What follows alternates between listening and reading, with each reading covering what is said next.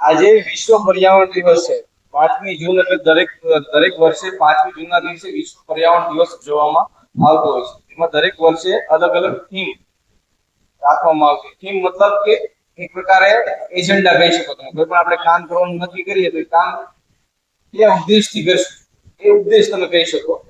આ વખતેનો ઉદ્દેશ છે એન્ડિંગ પ્લાસ્ટિક પોલ્યુશન ગ્લોબલી. વૈશ્વિક જે પ્લાસ્ટિકનું પ્રદૂષણ થઈ રહ્યું છે એને આપણે નાથવું છે, કોઈ પણ પ્રકારે બંધ કરવું છે, તો એને રોકવું છે.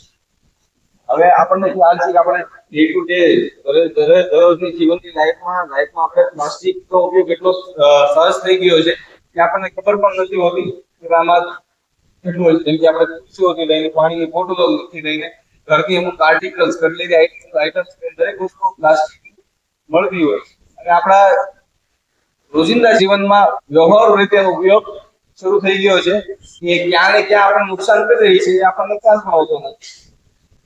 એટલે આ વખતેની થીમ છે વિશ્વ પર્યાવરણ દિવસની એન્ડિંગ પ્લાસ્ટિક પોલ્યુશન ગ્લોબલ.